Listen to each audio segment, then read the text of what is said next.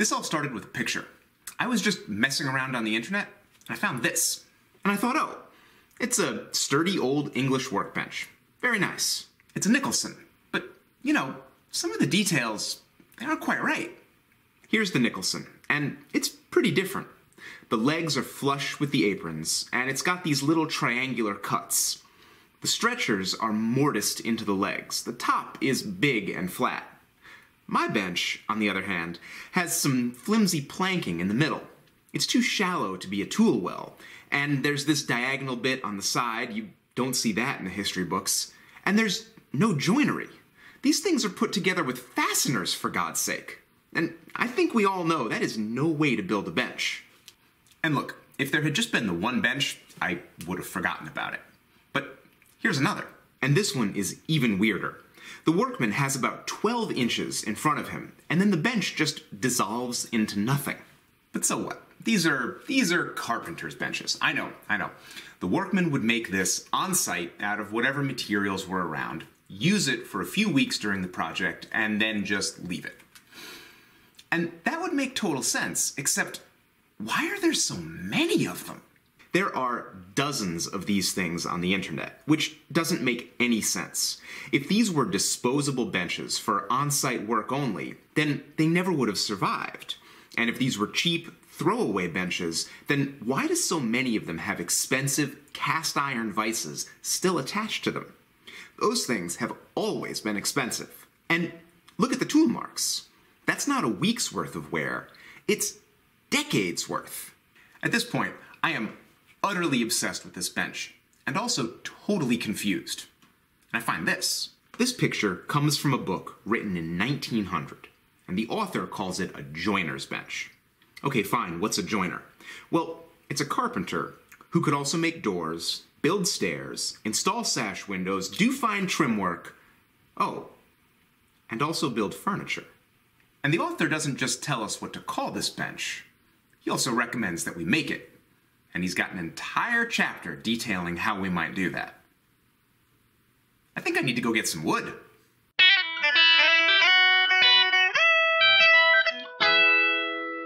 So, I actually found a couple of books from around 1900, and they all have variations on this bench, and recommend it as a general carpentry and furniture making bench that you can bang together out of softwood and fasteners. All the books agree on trestle construction, so we're going to make two sub-assemblies with legs, stretchers, and braces all fit together. Then, those trestles will be the foundation for building everything else. I've got my legs laid out on a flat part of the floor, with the worst face turned inward. This piece of 2x10 cupped pretty badly while it was drying, but that doesn't matter for a part that's going to be buried inside the bench. I'll just keep the cup against the legs where it won't rock. Once everything is squared up, I lay down a bead of construction adhesive and run in my fasteners. Whoop, hold on. Construction adhesive? I know, this product is unfamiliar to most woodworkers. And I know you're thinking, oh, is that stronger than wood glue? No, it's actually weaker, which I know doesn't make a lot of sense. Here's the thing, wood glue is very strong, but it's also very brittle. When it gets stressed a lot, it breaks. Construction adhesive is meant to set up and still retain a little bit of elasticity, which means that when it's exposed to a lot of force or a quick shock, it moves a little bit and then comes back. It doesn't snap. It's also specifically designed for applications where you're joining softwood together with fasteners. Pretty much exactly what we're doing here. Now, of course, if you'd rather use wood glue or just use fasteners, it's your bench. So far, I've been using my impact driver to run my fasteners in, but this is a hand tool build. I'm using a drill and a driver for speed, but you don't need a single electron to make this bench. Just for fun, I ran a few fasteners with my bit brace, and it was amazing. This clip is actual speed, and I didn't even pre-drill my post. I'm just running the screws straight in, and they're going like butter. It's effortless. So go ahead and just use your basic Woodwork for Humans tools. It'll hardly even slow you down. To finish my trestles, I need to add diagonal braces, and I've got a piece of Douglas fir 2x4 clamped across my trestle at a 45-degree angle. I'll use a pencil to trace the spots where it touches my legs, and then I'll use those marks to cut some fast, half-lap joints. This is the only joinery you need for this bench, and they are dead simple to cut. I'll rough cut my ends to the correct angle, and then use my Ryoba to saw down the shoulder line. Then I can clamp the board on its edge and rip the cheek cut. This was my first one, so I had to trim the shoulder a little bit with a chisel, but the rest of the joints I was able to use straight off the saw. This is another reason I'm using construction adhesive. It's good at filling gaps where regular wood glue needs things to be tightly fitted. These joints can be pretty rough, and they'll still work out fine. Oh, and here's a trick for assembly. Don't fight with wobbly trestles while you're adding the braces. Just put a screw clamp at the base of the leg, and it'll stay upright. I'll put a link to these clamps, as well as my fasteners, adhesive, and everything else down in the description. Now my trestles are done, and I can move on to the aprons, which are going to give the bench a lot of its stiffness. Here, I'm testing this board for twist, and it doesn't have any, but it did cup pretty badly while it was drying. I actually bought this wood 2 weeks ago and left it up on edge to dry. The wood was dead flat when I brought it into the shop, and it's annoying that it moved so much, but it would have been a lot more annoying if I had built the bench and then the wood had moved. Especially with your 2x10 stock, make sure it has time to dry and get acclimated to your shop. Oh, and I had this stock cut to length at the big box store when I bought it. It's going to save me a ton of time, and they didn't even charge me for the cuts. Anyway, the apron closest to the user is going to get used for a lot of work holding, and it needs to be flat. So I'll throw the board up on my low Roman bench, clamp it down with my butt, and scrub plane the center of the board until it's level with the edges. It can be a little challenging to build a bench if you don't already have a bench, but I built this low Roman bench for $30, and once you build it, it's much easier to bootstrap yourself up to something bigger, like this joiner's bench. If you feel like the bench in this video still might be a little much for you, start with my $30 bench. It'll really build your confidence. Once you have at least one flat surface on your apron board, throw it across your trestles, sit on it, and drill a big countersink for your bolts. I'm not using the bit brace for fun here. I actually find it much more effective for drilling big, shallow holes. Using the slower and more sensitive tool makes me a lot less likely to drill too deep. When the countersinks are done, use those holes to locate your bolt holes. Carry them through the apron to the leg, and then bore through the leg. Now we can pound in our carriage bolts. Now, you might not be familiar with the Humble carriage bolt. I don't typically use fasteners in my woodwork either, but these little things are made specifically for heavy-duty construction where you're using softwood, like building a porch or a deck.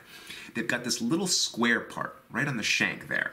What that does is it allows the end of the bolt to grab the wood so that when you spin a nut on the other side, this part doesn't spin, and you can torque it down with a wrench, and the whole thing goes together really conveniently. You don't have to hold the other side with anything. It grips the wood for you. These are actually fantastic for big projects like the one we're doing now. Installing these is very simple. You're going to drill a hole that's the exact same size as the bolt you're using. So these are 3/8 bolts, and I'm using 3/8 holes. That's going to create a very tight fit, and you're going to have to hammer them in. I'm hammering these in with a ball peen hammer, which allows me to flip the hammer around and use the ball end to seat the heads down below those countersinks. It's very easy to put a nut and washer on the back end and tighten these things up with just a common box wrench or an adjustable style crescent wrench. It doesn't matter what you use. Now, another trick you might consider is you might want to install the top bolt on each assembly first, then stand the bench up and square the legs. I'm just using my big homemade square here. And that allows me to get everything really 90 degrees before I install the second bolt.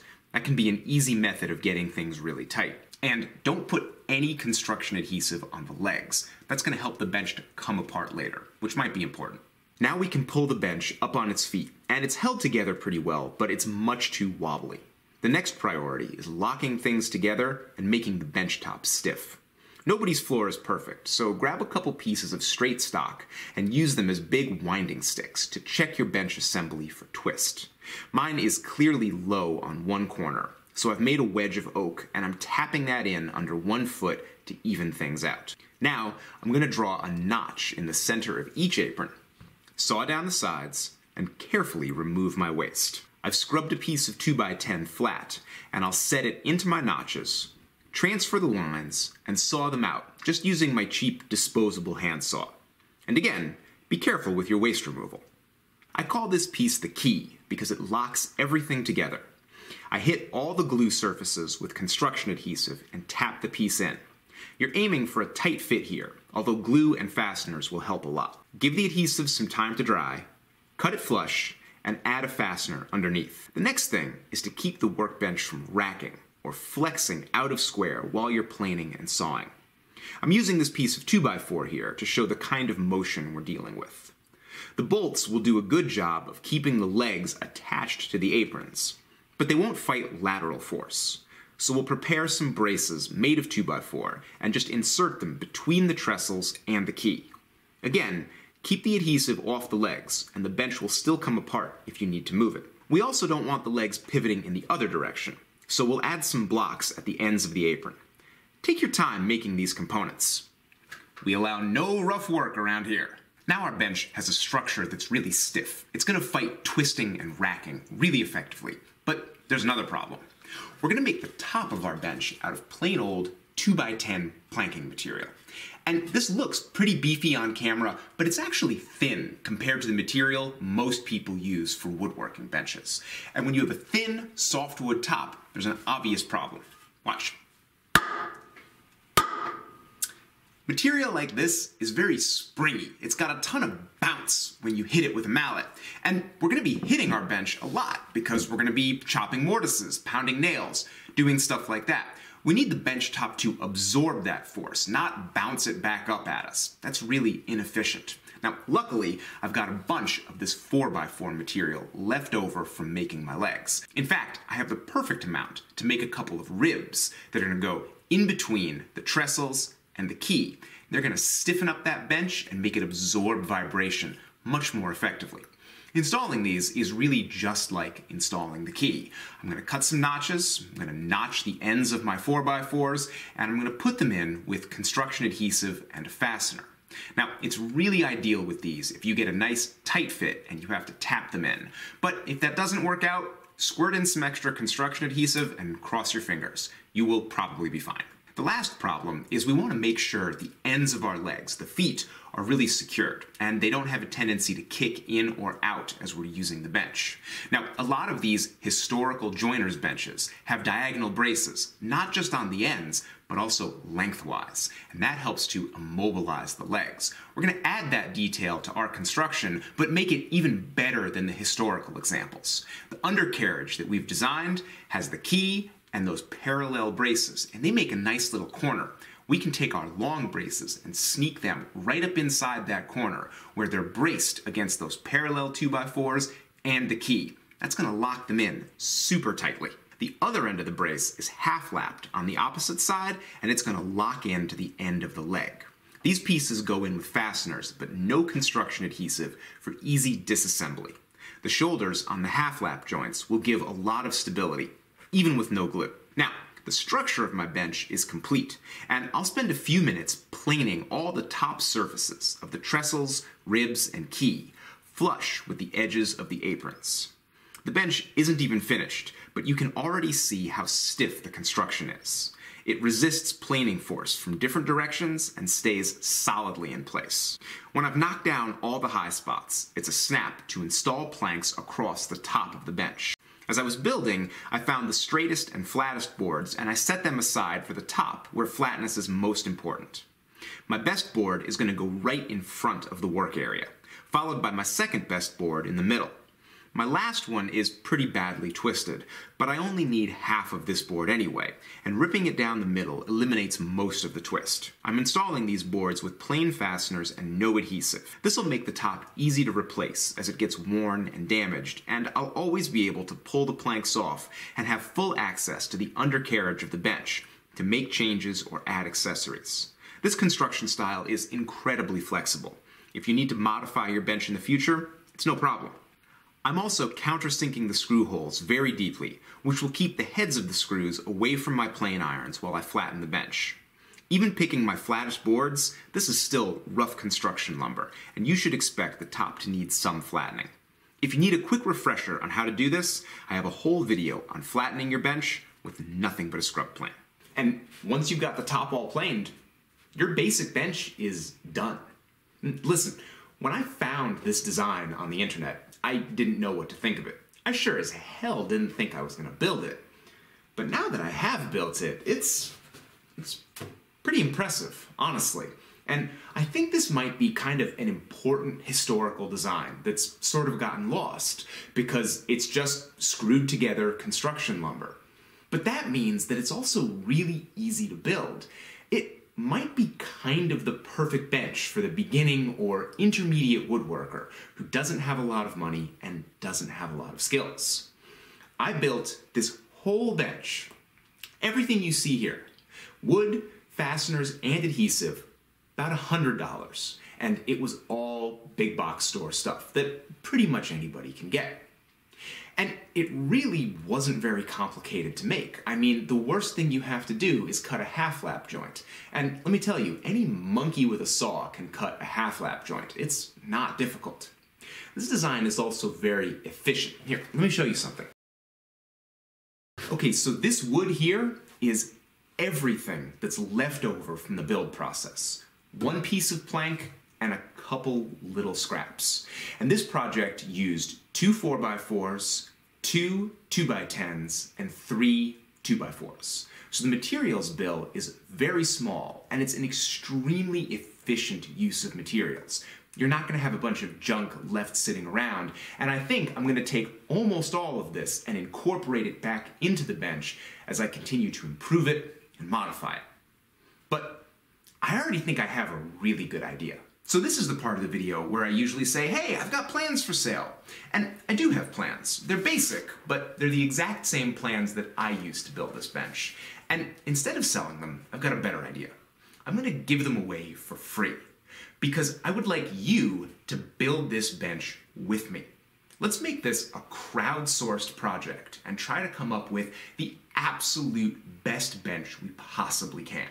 I'm going to do a whole series of videos about this bench, adding different vices and fixtures and improving and modifying it. While I'm doing that, go to rexkruger.com/store or click the link down in the description, get your free set of plans, build the bench, and then when you do, put it up on Instagram, put it on YouTube, tag it The Joiner's Bench, and tag me at Rex Kruger so I can see what you're doing and what improvements you've made. I want to see how you've changed it and made it better.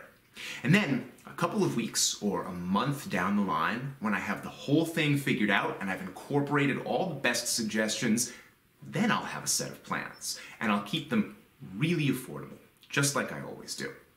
I think this bench could be amazing. I think it could be the perfect thing for beginning woodworkers who don't have a lot of skill and don't have a lot of money.